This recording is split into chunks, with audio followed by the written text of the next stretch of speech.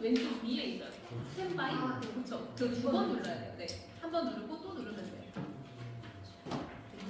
된 것 같아요. 고맙습니다. 자, 이제 교재를 펴서 가리봉동 갖고 자고.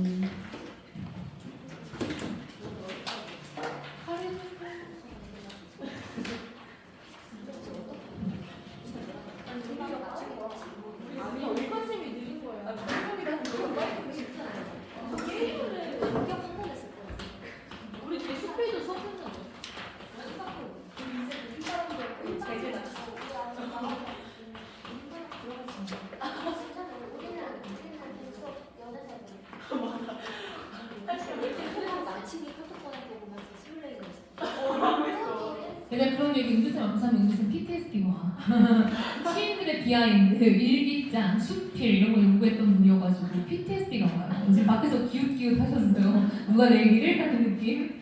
그런 얘기 함부로 하면 안 돼요. 대학원생 앞에서. 이게 대학원생 아니죠? 자, 보세요 여러분. 비 오는 날이면 가리봉동에 가야 한다라는 제목은 마치 장범준 노래 혹은 장나비 노래 같죠? 길죠? 특이하죠? 엄청 핫했던 작품이에요. 자, 이 작품은요. 자, 이제 다 집중. 자, 연작 소설입니다. 연작 소설. 아, 나 마이크 했네. 카메라로 들어가는 거. 자, 연작 소설이에요. 연작 소설. 연작 소설이 뭐냐? 얘는 피카레스크식 구성을 딴 소설인데요. 시트콤을 생각하면 돼요. 인물들은 어느 정도 고정이 되어 있는데 단편마다 이야기가 완전히 이어지는 건 아니에요. 근데 이 단편에 나왔던 A라는 사람이 저 단편에서도 주변 인물로 나오고 또 다른 단편에서는 A가 주인공이야. 우리 시트콤 보면은 한 3가족 정도 나오는데 어느 집은 이날이 이 집이 주인공이고 다른 날은 저 집이 주인공인데 막 사람들 막 나오잖아요. 딱 하이킥 생각하면 되는 거예요. 그래서 그게 연작 소설입니다. 근데 이 연작 소설 중에 가장 유명한 작품 중에 하나가 원미동 사람들이라는 작품이에요. 원미동 사람들. 자, 여러분 이 원미동 사람들의 원미동이 현재는 부천시 원미구예요. 그래서 현재로서는 경기도에 있는 부천시 인천 근처예요. 부천시의 원미구가 됐어요. 여러분 구는 꽤 큰 단위죠. 저기 안양도 가면 동안도 있고 만안도 있잖아요. 그러니까 구는 되게 큰 단위란 말이에요. 그러니까 옛날에는 동이었던 게 엄청 커져서 구가 된 거죠, 현재로서는. 근데 이 원미동이라는 거는 상징성은 뭐냐? 일단 이 작품은 시작 배경이 산업화 시대예요. 산업화 시대. 여러분 산업화 시대는 우리나라 치면은 몇 년대? 1960년대부터 시작되죠? 그래서 80년대까지 이어지는 이 운동 산업화예요. 여러분 산업화의 사전적 정의는 뭐야? 이렇게 고요할 수. 너네 고요라는 말이 바람의 영계급인 거 알아? 바람의 영계급, 바람도 이게 계급이 있잖아. 그러니까 뭐는 무슨 바람, 뭐 돌풍, 산들바람 이런 거 아니야? 바람의 영계급이 고요야. 그래서 우리가 고요하다가 그 고요인 거야. 그거 두근두근 내 인생에 나오는데? 너네 시나리오 배워서 모르나? 그쵸? 이게 소설 두근두근 내 인생에 이게 나와. 신기하죠? 고요했어요. 지금 산업화의 사전적 정의를 물어봤을 뿐인데 이렇게 다들 침묵할 수가 있나? 여러분 산업화의 사전적 정의가 뭐야? 산업이 다음 산업으로 넘어가는 게 산업화예요. 무슨 말이냐면 1차가 2차 산업으로 넘어가고 말하니까 다들 아까 것처럼 끄덕끄덕 한단 말이죠. 구라치지 마. 자, 이게 1차 산업이 2차 산업으로 넘어가고 2차 산업이 3차 산업으로 넘어가고 지금은 4차죠. 4차 산업으로 넘어가고 이런 게 모두 다 산업화예요. 근데 우리가 말하는 산업화 시대, 우리나라의 산업화 시대는 여기를 말하는 거죠. 그럼 1차는 농업, 축산업, 임업, 어업 이런 게 우리 1차 산업이었죠. 단순 생산, 단순 이렇게 이런 거라고 하죠. 채집 이런 느낌이죠. 자, 그럼 2차는 뭐예요? 공업, 그렇죠? 제조업으로 넘어가게 된 거죠. 3차는 뭐예요? 서비스업. 4차는 뭐예요? 지식, 산업, 어쩌고인데 저랑 거리가 먼 거죠. 자, 농축임어에서 이제 공업이 됩니다. 그래서 2차 산업의 특징은 이제 공장 시대가 열리는 거죠. 이전에는 우리가 거의 농경 생활을 하면서 살았는데 이제 산업화를 기점으로 공장 시대가 열렸다라고 보면 되겠죠. 그때 우리가 그러면 산업화 시대에 우리나라에서 있었던 일을 떠올려 보면요. 자, 일단은요. 공장지대가 어디에 생겼어요? 여기를 뭐라고 해? 이게 뭐라고 해? 여기 무슨 공업단지야? 통합사회 때 배우잖아. 그치? 근데 어떻게 이렇게 다 까먹을 수 있냐고. 그죠? 여기 뭐라고 해? 무슨 공업단지? 한자 한 사람 없어? 아무도 없어? 어떻게 이럴 수가?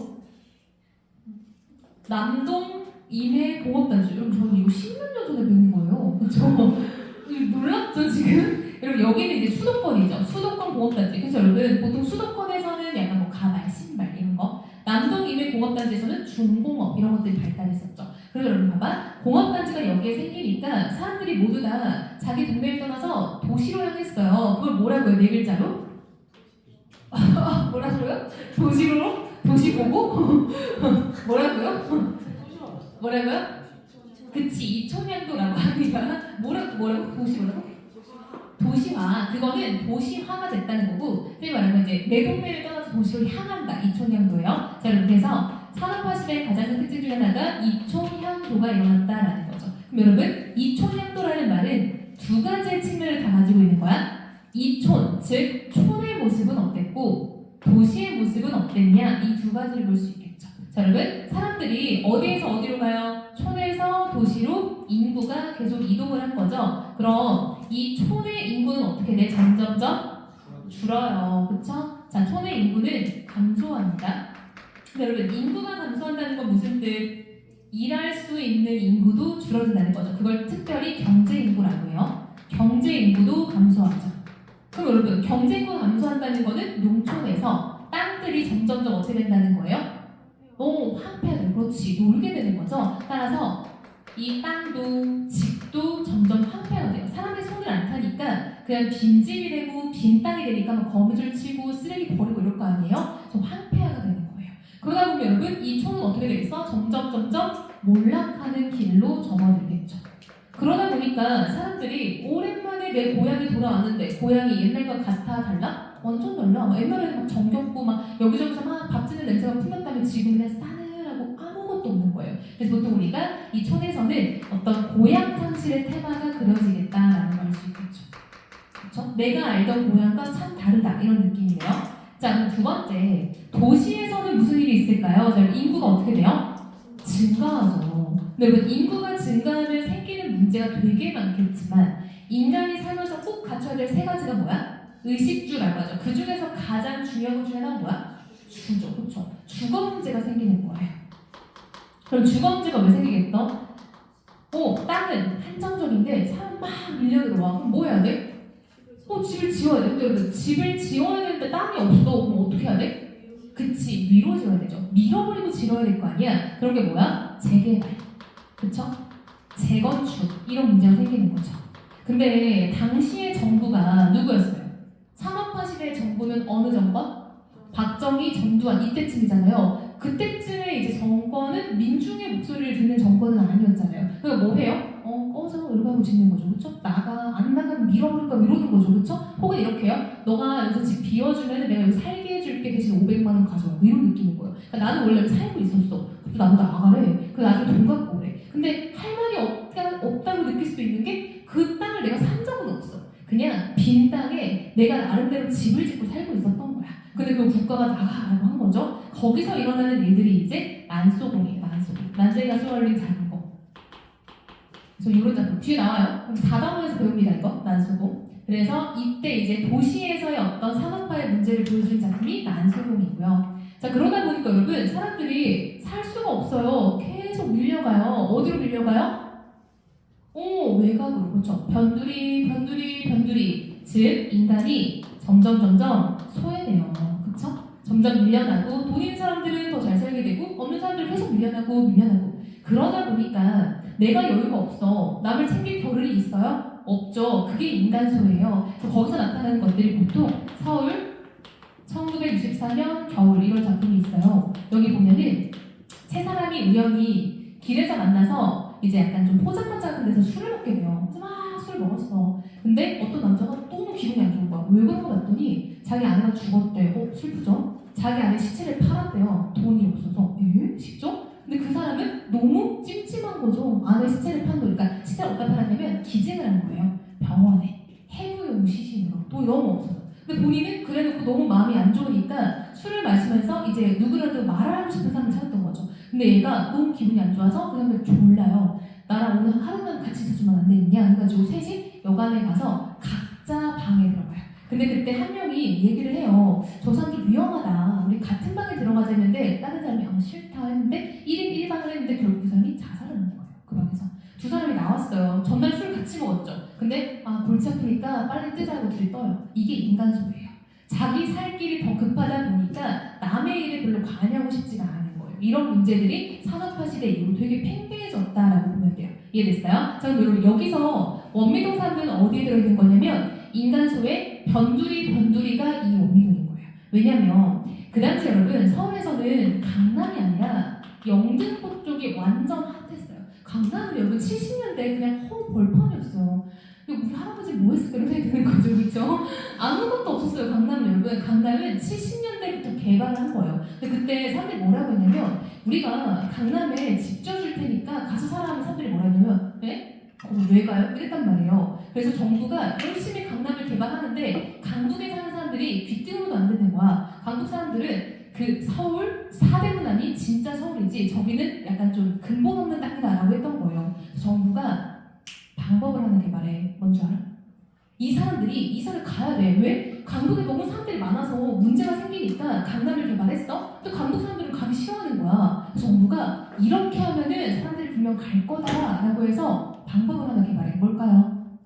맞춰봐. 마침 내가 1분, 10분 일찍 해줄게.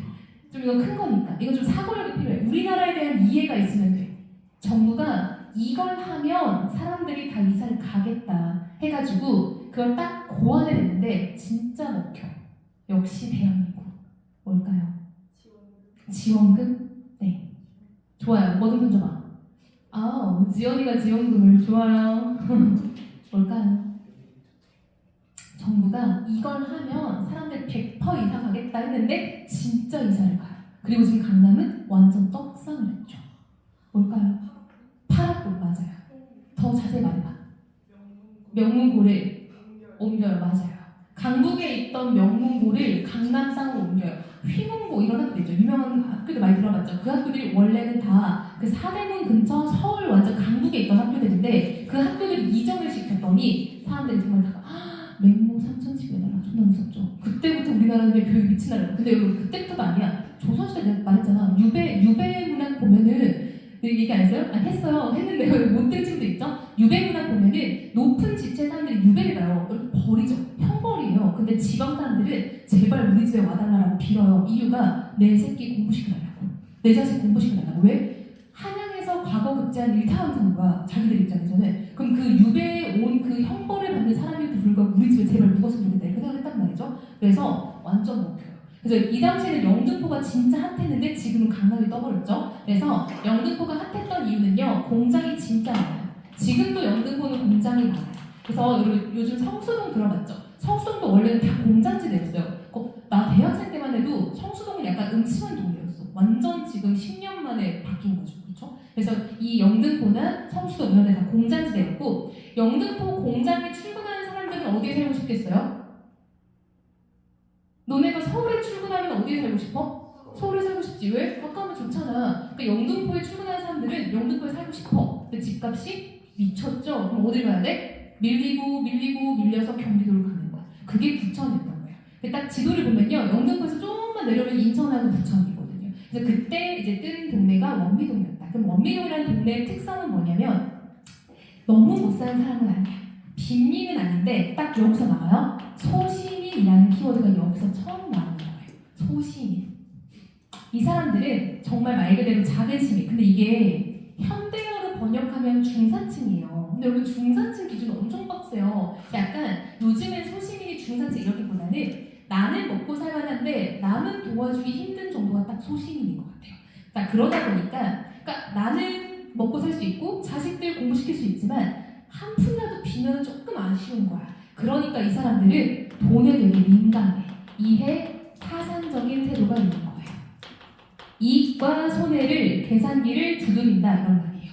민감해. 1원 하나, 10원 하나, 100원 하나. 왜? 나 오늘은 먹고 살아도 나중은 모르는 거니까. 이게 바로 소시민적인 키워드인 거예요.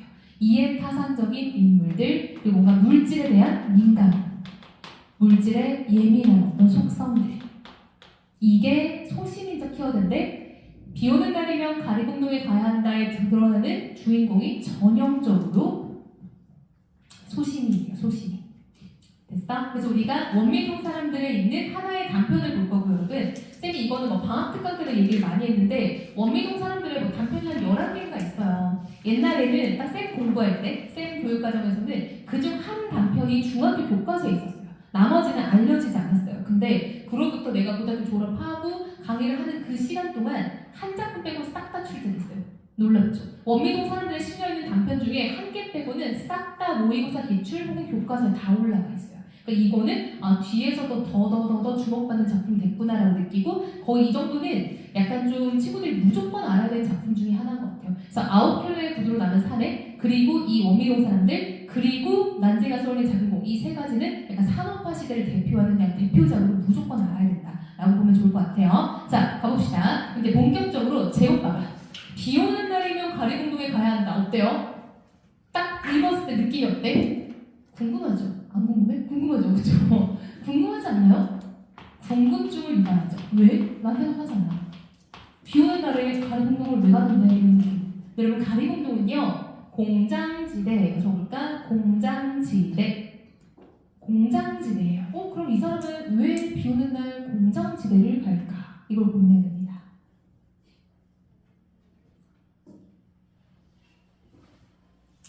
자, 그럼 우리 한번 본격적으로 1급에서 가볼게요. 자, 앞부분 줄거리 민지. 자, 여러분 새로운 인물 나왔죠? 이 사람은 그입니다. 3인칭이에요. 3인칭, 그렇죠? 이어서요.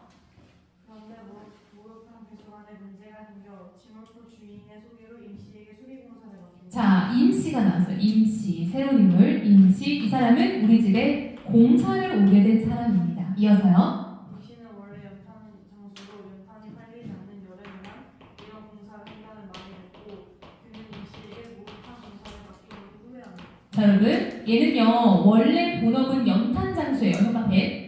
연탄이 팔리지 않는 여름에만 이런 공사를 한다는 말을 듣고 그는 임씨에게 목욕탕 공사를 맡긴 것을 후회한다. 그러니까 이게 중심 사건이에요. 쌤이 늘 말하지만 현대소설은 사건이 그냥 단편적입니다. 근데 거기에 따른 인물들의 복잡한 심리가 제시될 뿐이에요. 자, 이 사람은요 공사가 부업이고요 연탄 장수가 본업인 사람입니다. 나는요 집을 막 장만한 사람인데요 서울에 있다가 부천으로 이제 내려오게 된 사람이에요. 딱 이 사람이 이 작품에서 소시민이에요. 소시민. 내 집은 있으나 돈에 되게 민감한 사람입니다. 자, 이어서 한번 가볼게요. 몇 번씩이나? 몇 번씩이나 옥상에 얼굴을 디밀고 일의 진척 상황을 살피던 아내도 마침내 질렸다는 듯 입을 열었다. 밑줄. 몇 번씩이나 옥상에 얼굴을 디밀고 일의 진척 상황을 살피던 아내. 밑줄. 계속 들여다봐. 왜요? 아내가 왜 계속 공사하는 거 들여다봐요? 너무 오래 걸리니까 어떤 마음이 생기는 거야? 그치, 의심하는 마음이 생기는 거야. 의심. 일부러 시간 끄는 거 아니야? 저 뭐 안 되는 척하면서 돈 더 받으려고 그러는 거 아니야? 라고 생각하는 겁니다. 의심이에요. 의심. 그쵸? 그럼 봐봐. 아내는 의심했다라고 말하지 않고 계속 공사 상황을 들여다봤다라고 하는 건요. 아내의 행동 묘사를 통해서 심리를 제시하는 거죠. 적어볼까? 행동 묘사를 통한 심리 제시. 행동 묘사를 통한 심리 제시. 행동 묘사를 통한 심리 제시. 여기다가 따로 정리해 볼게요. 자, 행동 묘사, 대화 등을 통해서 인물의 성격이나 심리를 제시하는 방법을 문학 개념으로 쇼잉이라고 해요. 여러분, 쇼가 무슨 뜻이에요? 보여주다, 그치? 얘는 보여주기 기법이고요. 다른 말로는 장면적 제시라고도 할 수 있고요. 또 다른 말로는 드라마틱하게 묘사해준다, 극적 제시라고도 하고요. 인물의 성격이나 심리의 간접 제시라고도 합니다. 방학 때 이걸 계속 한 겁니다, 우리가. 그래서 이거를 분홍색 형광펜으로 정할게요. 계속 쓰기 귀찮잖아. 행동 묘사를 통한 심리 제시 귀찮지 않니? 색깔 정해, 그쵸? 쌤 이거 분홍색으로 계속 표시할 거예요. 자, 두 번째, 반대가 있어요. 그냥 대놓고 인물의 성격이나 심리를 그냥 서술해주는 경우가 있습니다. 서술해서 인물의 성격이나 심리를 제시하는 방법은 말한다, 텔링 기법이라고 하고요. 말하기 기법이라고 하고요. 요약적 제시, 설명적 제시. 이게 딱 이 정도 높이의 각도가 제일 팔이 아픈 것 같아. 직접 제시. 제 파란색으로 계속 표시할게요. 이렇게 색깔 좀 정해주세요. 여기 5개씩 갖다요.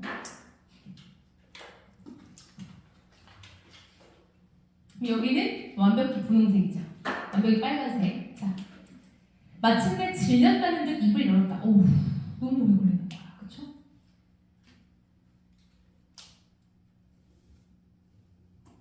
공부가 이거 되게 좋아합니다, 여러분. 알죠? 문학 개념을 활용해서 문제 내는 거 되게 좋아해요. 그쵸? 가보자고. 배강해 두세요.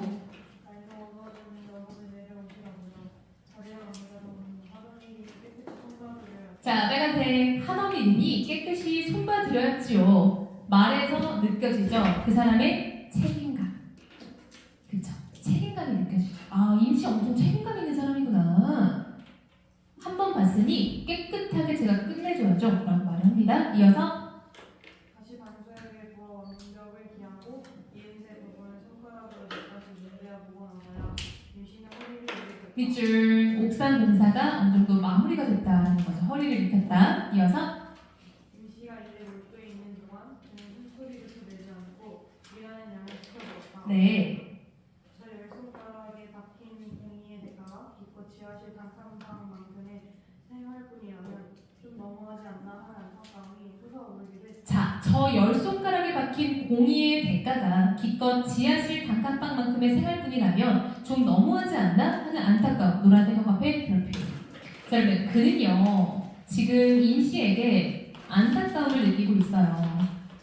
이유가 뭐냐면요, 임씨의 손을 봤더니 열 손가락에 공이라는 게 여러분 그 약간 나무에서 이렇게 흠집 나서 흉터내는 걸 공이라고 하거든요. 그럼 이게 이제 이 사람의 손에 그러니까 굳은 살이 막 박여 있다는 거죠. 그래서 그 굳은 살을 보면 저렇게 열심히 사는데 저 사람은요 지하실 단칸방에 살아요. 가족이 개 많아요. 자식이 엄청 많아요. 근데 단칸방에 산단 말이에요. 이 사람은 완전 빈민이요.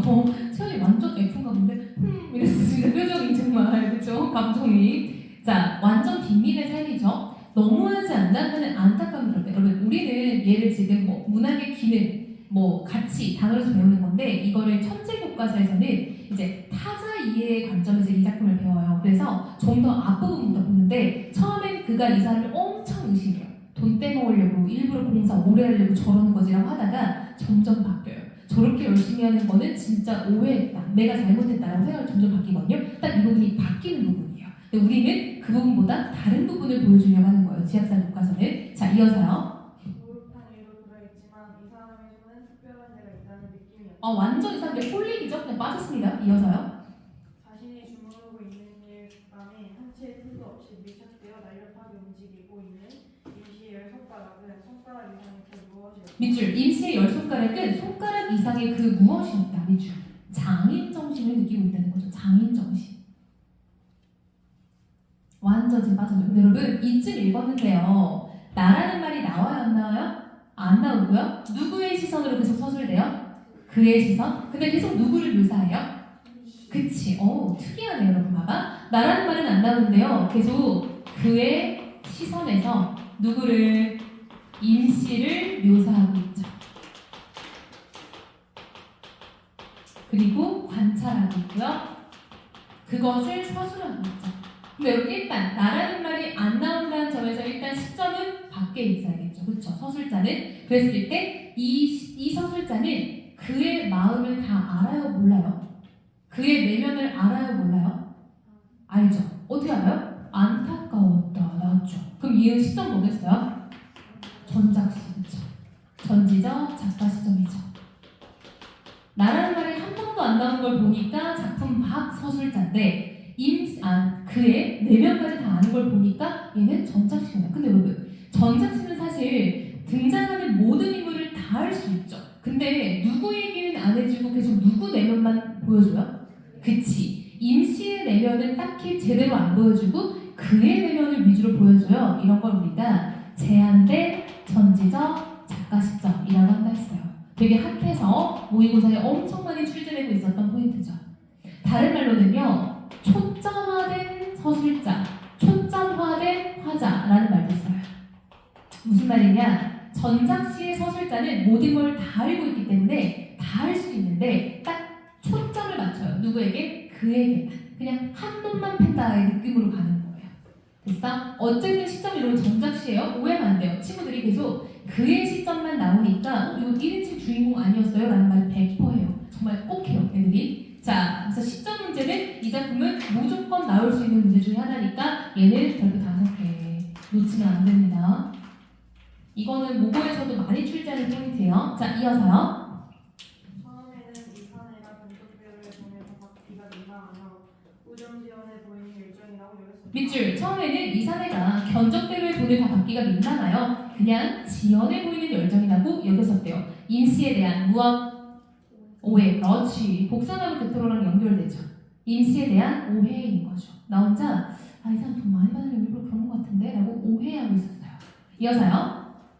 옥상일의 중간에 잠시 집에 내려갔을 때 아내도 그런 뜻을 표현. 밑줄 별표. 아내도 그런 뜻. 둘 다 생각 똑같았어요. 부부가 함께. 역시 일심동체네요. 그렇죠? 자, 이어서 강문이요. 예상외로. 예상대로 옥상이 힘드나 보죠.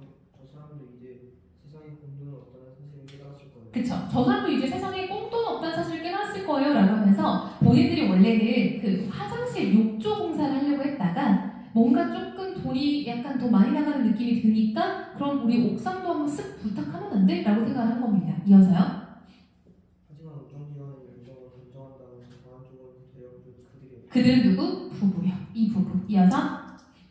밤 8시가 지나도록 잡혔고 네. 에 시달리는 그도 고생이 없고 이게 무슨 말이냐면 우리 집에서 이제 공사를 하니까 이것저것 막 도와주는 것도 힘든 거죠. 이어서요. 불어 만들어 시키는 일로 심적 부담을 느끼기 시작한 그의 아내 역시 안절부절부터 밑줄. 여러분 아내가 안절부절 못한 이유는 어떤 마음? 미안한 거지. 그러니까 안절부절 못하다 다 띄어쓰기 붙이는 겁니다. 자, 이어서 아내는 기다리는 동안 술상을 보관하고 있었다. 밑줄. 왜요? 왜 술상까지 차리고 있어요, 아내가? 예전에는 막 의심하고 이러더니 미안해서. 여러분 이것도 쇼잉이죠. 빨간색. 술상을 왜 차려? 이런 행동묘사 왜 해줘? 미안함이라는 심리의 간접 제시죠. 그러니까 여러분 이거는 사실 찾자면은 거의 모든 부분에 빨간색, 파란색, 빨간색, 파란색 이렇게 되는 거예요. 이건 쌤이 이제 짚어주지 않아도 친구들이 좀 볼 수 있으면 좋을 것 같아요. 그렇죠? 이어서요. 신발을 신고 계단에 나가 옷을 얹기를 털고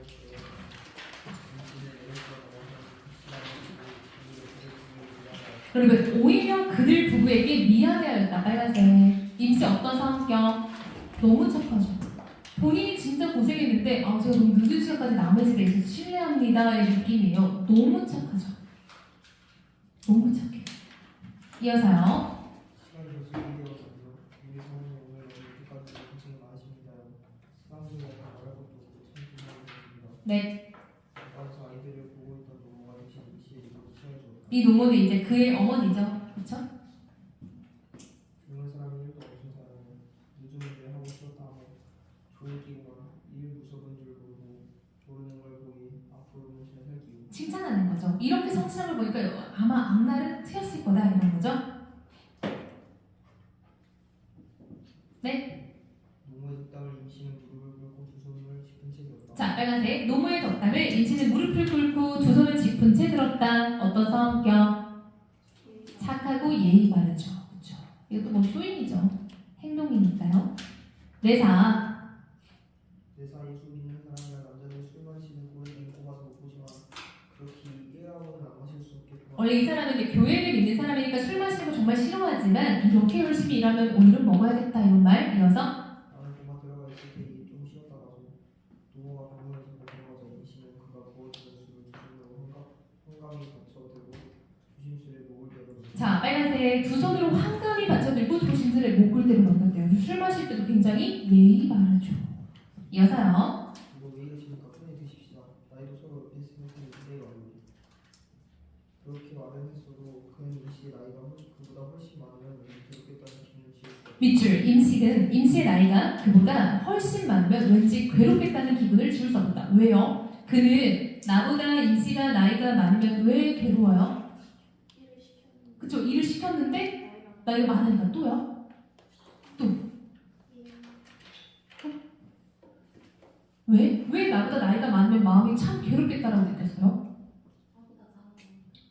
그치. 이 사람은 이렇게 열심히 사는데 나보다 나이도 많은데 나보다 훨씬 안 좋게 사니까 그럼 너무 마음이 안 좋을 것 같았던 거예요. 그쵸?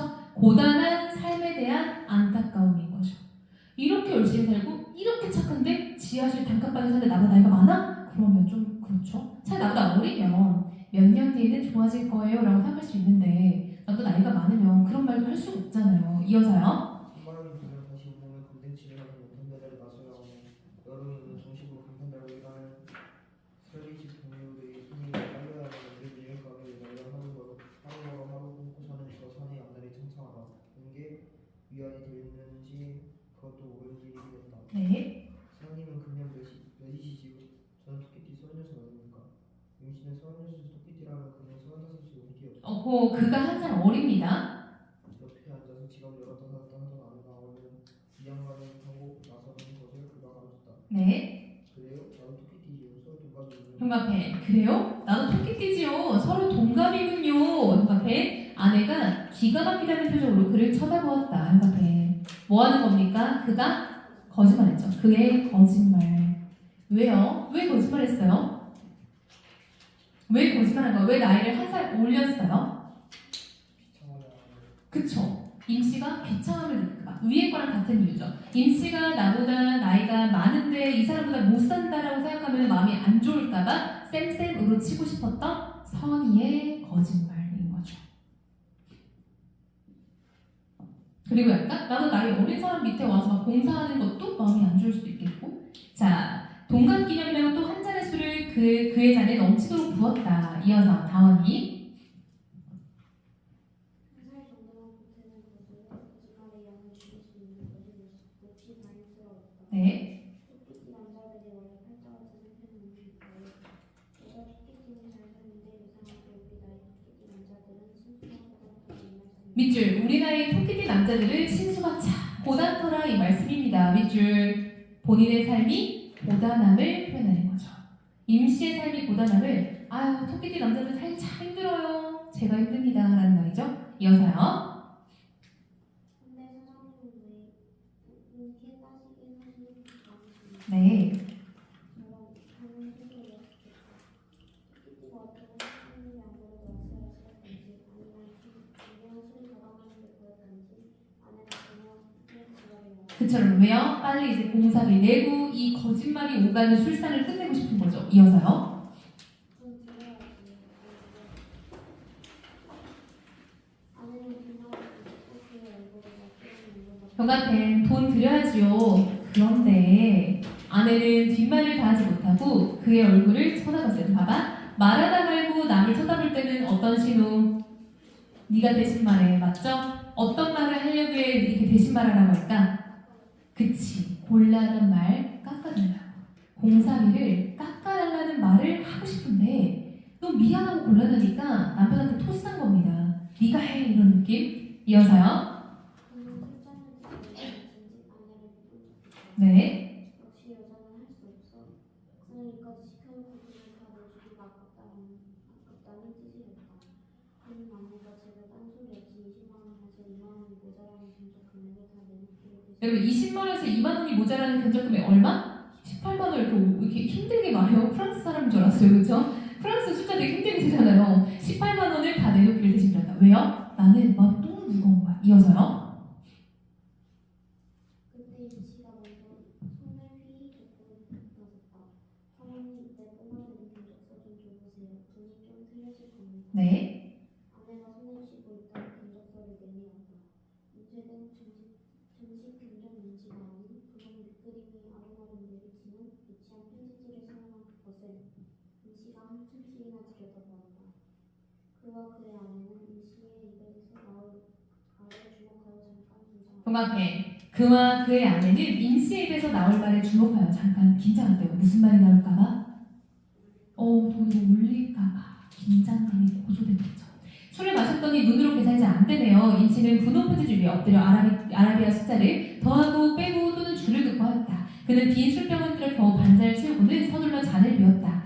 임씨의 머릿속에서 굴러다니고 있을 숫자들의 밑줄 잔뜩 애를 태우고 있는 스스로가 정말이지 역겨웠다. 밑줄. 여러분, 그는 스스로를 왜 역겹다고 느끼는 거예요? 죄책감, 그쵸? 봐봐. 나는 임씨의 삶이 참 어때요? 안타까워. 그런 한편 이 사람이 나한테 돈을 많이 받을까봐 걱정되는 거예요. 적어볼까요? 임씨의 삶이 안타까운 반면 내 돈이 많이 나가는 것도 걱정되는 거죠. 임씨의 삶이 안타까운 반면 지출 금액이 늘어날까봐 걱정하는 거죠. 그리고 그런 자신이 역겹다는 거는 실망스러운 거죠. 이럴 때도 돈 걱정하는 자기가 너무 싫은 거예요.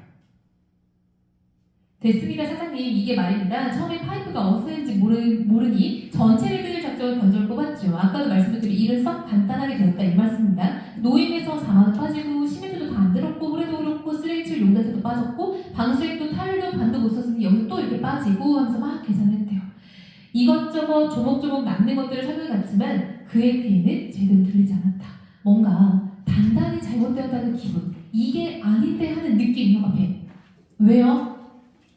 임씨가 너무 정직하니까 당황한 거예요. 임씨의 정직함에 당황한 거죠.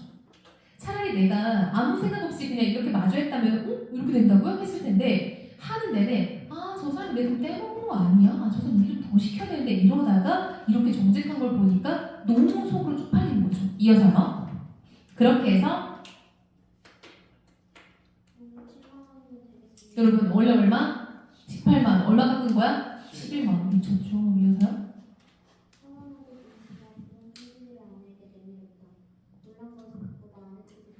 네. 네.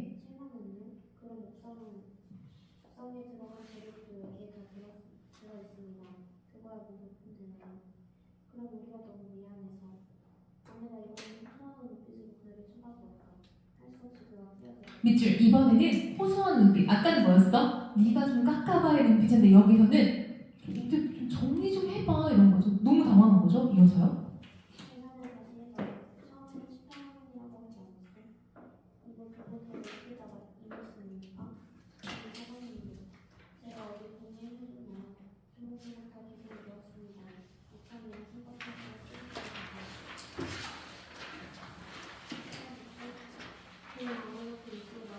자, 밑줄. 옥상이랑 품값은 제가 서비스로다가 밑줄. 여러분 임씨는 넉넉한 성품을 가지고 있죠. 넉넉한 성품. 이걸로 또 다른 교과서는 문제도 많이 냅니다. 그럼요. 저도 서비스할 때 서비스도 하지요. 그는 입을 다물어 버렸다. 뭐라 대꾸할 말이 없었다. 통계팀에서 사장님이 왜 잘 사는가 했더니 역시 그렇구만요. 다른 집에서는 노임 한 푼에 더 깎아보려고 온갖 트집을 다 잡는데 제가요 이 무식한 노가다가 한 말씀 드리자면요. 앞으로 이 세상 사시려면 그렇게 마음이 물러서는 안 됩니다요. 밑줄. 앞으로 이 세상 사시려면 그렇게 마음이 물러서는 안 됩니다요. 여러분 누가 더 정직해요? 임씨가. 근데 누가 더 이해타산적이에요? 그 정직한 사람이 이해타산적인 사람에게 충고를 하는 아이러니한 상황인 거죠. 적어볼까? 정직한 사람이 이해타산적인 사람에게 충고를 하는 아이러니한 상황인 거죠.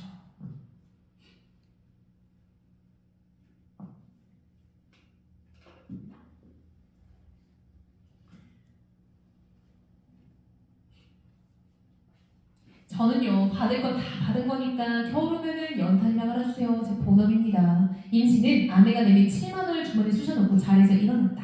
그는 1층 현관까지 내려가 임씨를 배웅하기로 했다. 어두워진 계단을 앞서거니 뒤서거니 내려가면서 임씨는 연장 가방을 몇 번이나 난간에 부딪혔다. 시원한 밤공기가 현관 앞에 나서는 두 사람을 감쌌고 그는 무슨 말로 이 사내를 배웅할 것인가를 궁리해 보았다. 현관에 수고했다라는 말도 고맙다는 말도 이 사내의 그 서비스에 대면 너무 초라하지 않을까? 앞에 한 한마디로 그 정직하고 넉넉한 인품을 가진 임씨에게는 할 수 있는 말이 없는 거예요.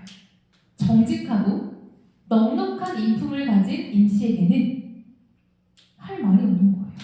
부끄러운 거죠. 그냥 무한 부끄러움인 거예요, 지금. 그때 임씨가 돌연 그의 팔목을 꽉 움켜잡았다. 사장님 기분도 그렇지 않은데 제가 맥주 한 잔 살게요. 가십시다. 밑줄. 여러분 집에서 나왔는데도 우리 2차 갈까요? 이렇게 말을 하는 거 보니까 임씨는 그에게 뭘 느껴요?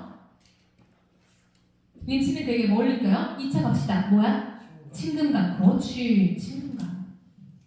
이것도 뭐 복숭아나무에서 이제 뭐 친해지면 거리가 가까워지는 거랑 비슷하죠. 자, 이어서 수학.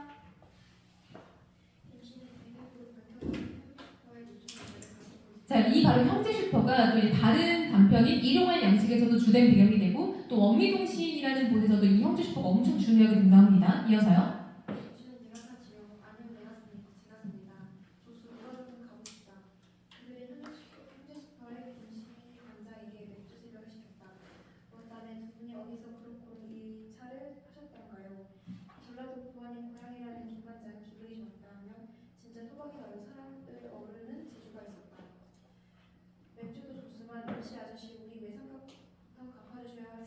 밑줄. 임씨 아저씨, 아 우리 외상값부터 갚아주세요. 봐봐. 임씨가 돈 생긴 것 같으니까 빨리 돈 뜯어내는 거죠.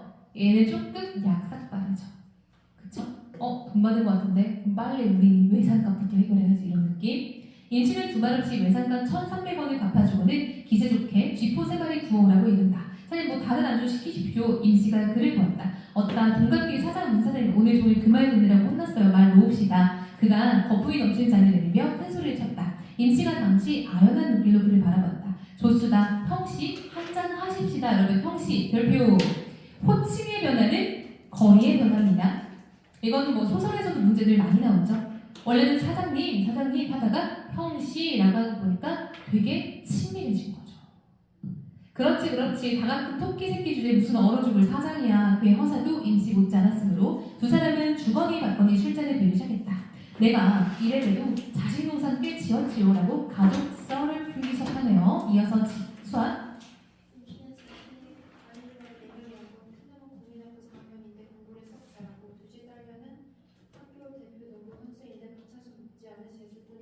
여러분 그 단칸방에 가족 다 사는 겁니다. 아내, 임씨, 애들 넷, 총 6가족 사는 거예요. 이어서요. 밑줄. 그놈들 봉국 한 번 못 먹인 게 한이래요. 아버지의 사랑, 무지 미안함. 아버지의 사랑, 아버지의 미안함이 드러나는 거죠. 근데 이번에 가리봉동에 가는 효과편 별표 제목 드디어 나왔어요. 제목이 드디어 나왔어요. 그 녀석 누구길래 멱살을 휘어잡는데요. 그 녀석은 지금 부정적인 인물이죠. 이어서요. 임씨가 이빨 살기 일찍 뱉었다. 맛있는 거는 되는 줄 알고 김반장의 발발이 새끼가 쪼르르 달려왔다. 네. 가리봉동에 가면 돈복이 나와요. 임씨가 떨어지는 잔을 받으며 그는 오물을 펴는 슬기운에 문득 머리를 내둘렀다. 아까부터 비오는 날에는 가리봉동에 가야 한다는 임씨의 말이 슬기운과 더불어 떠올랐다. 정확해. 비 오는 날에는 가리봉동에 간다. 한번해. 이것도 여러분 우리 부분에는 안 나와 있지만 공사하는 내내 그런 얘기를 좀 종종 했다는 거죠. 그러면 이제 꼭 궁금한 거죠. 들어봐야겠다. 곰국만 나오나? 이어서 곰국만 나오나? 한명 잡아보려고 우리 농구선수 요구하는 것이요. 나니가 떠만값도 쑥 빠지니까요.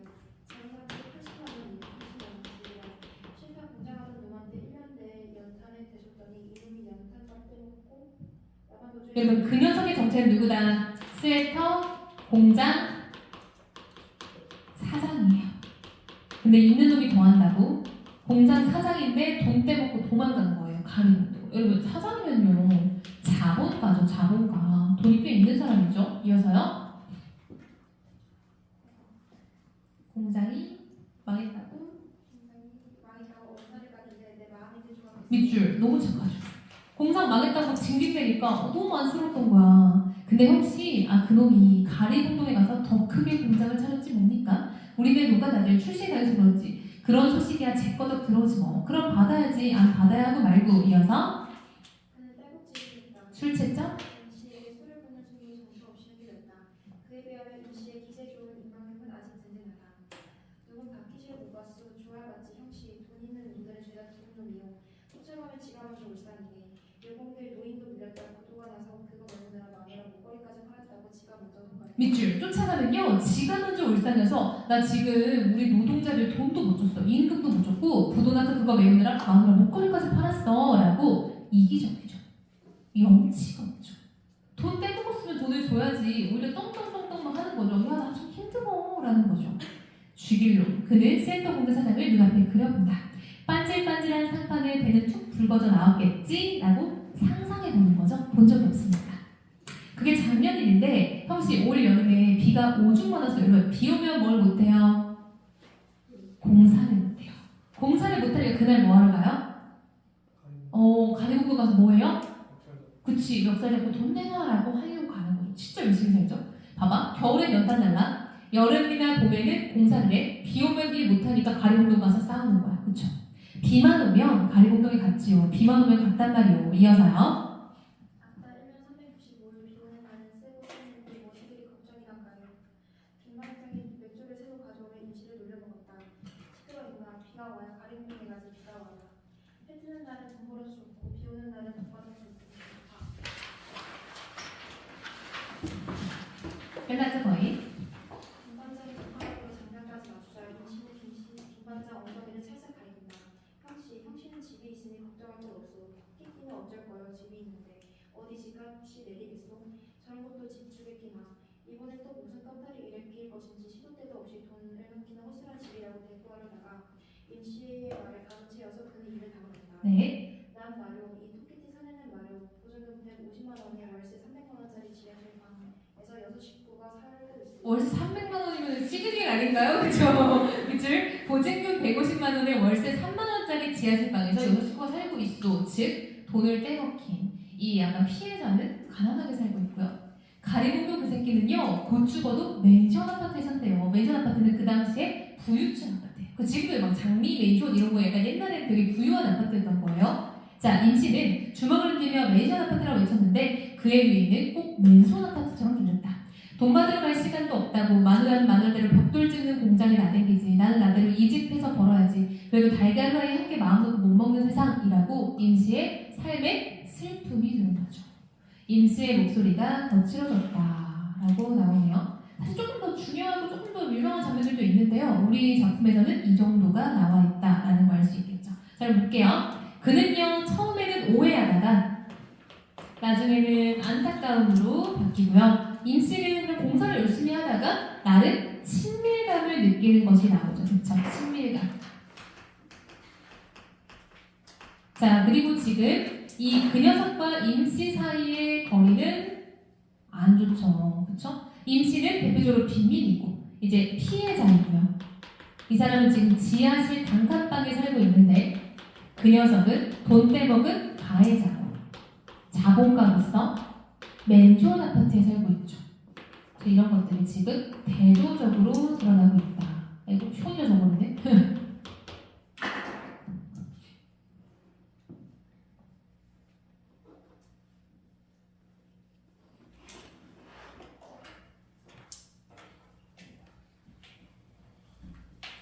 자, 다 적으면 쉬세요. 쉬었다가 송이는 짧으니까 그거 오면 하나 더 하고 갈 겁니다.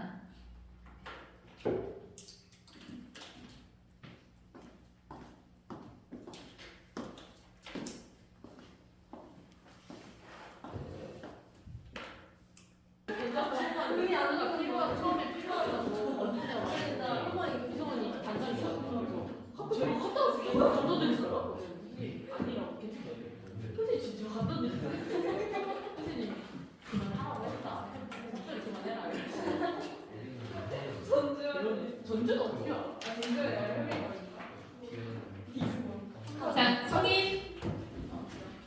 너무 웃겼어.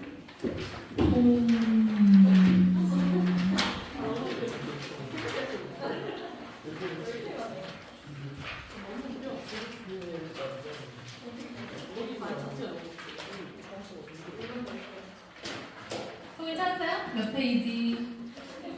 그렇대요. 저랑 페이지가 달라가지고.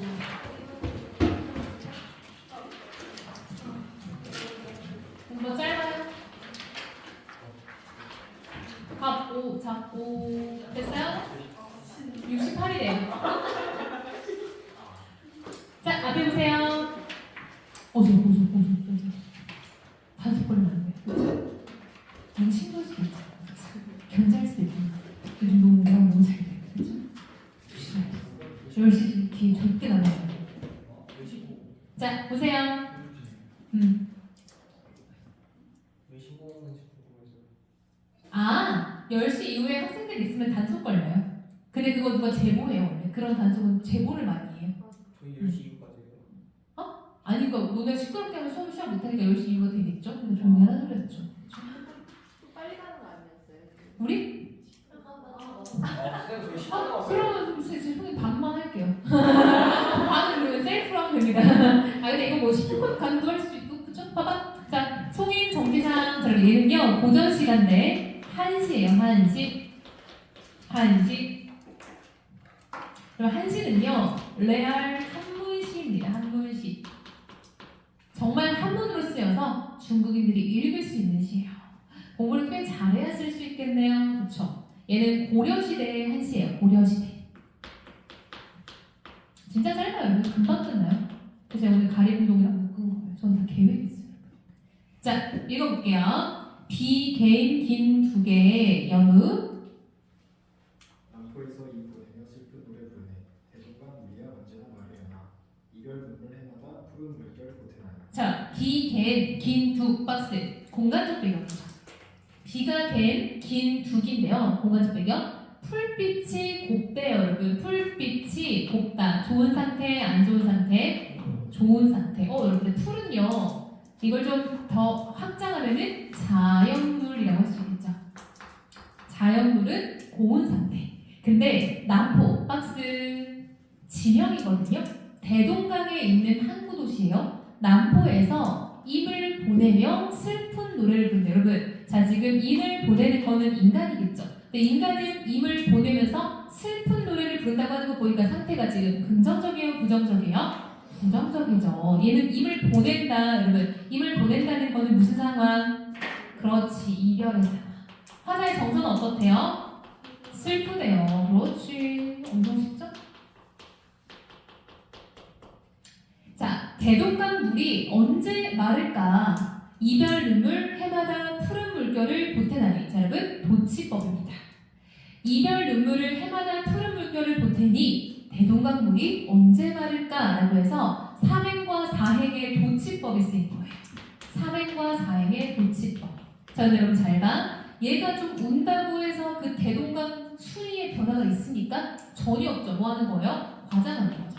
그만큼 자기의 슬픔이 크다는 걸 과장하는 거죠. 마르겠냐? 서리법입니다. 절대 마르지 않을 거다. 왜요? 내가 계속 울 거니까. 자, 마지막 부분에 이게 와라라라 하고 표현이 너무 쏟아져 나오는 거예요. 짧은데. 됐나요?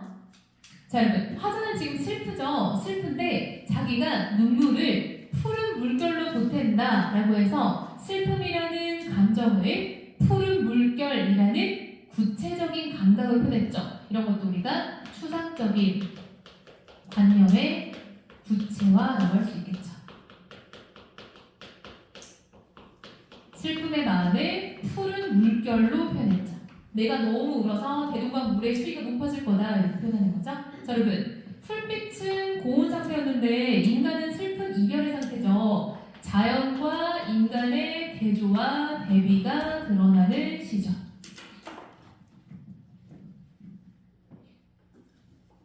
그래서 이때 쓰는 주제가 바로 이별의 정환입니다. 이별에서 느껴지는 한스러운 마음인 거죠.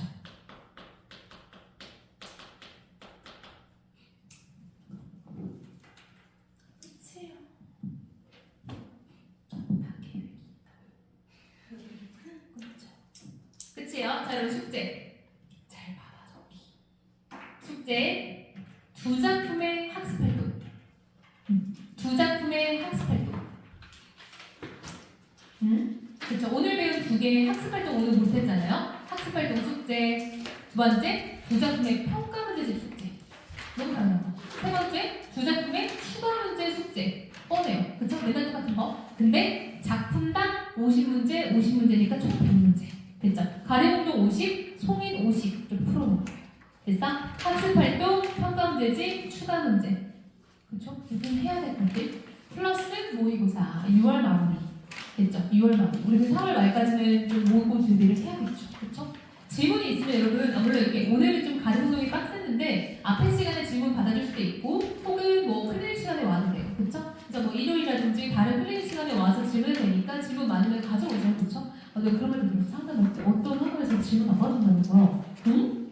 응? 했어요. 있어요. 내가 지금 기억이 안 나. 이거 내가 뭐 삐 처리라는 게 아니라 진짜 기억이 안 나는데 질문 아예 안 받아준대요. 신기했어요. 정말 신기하죠.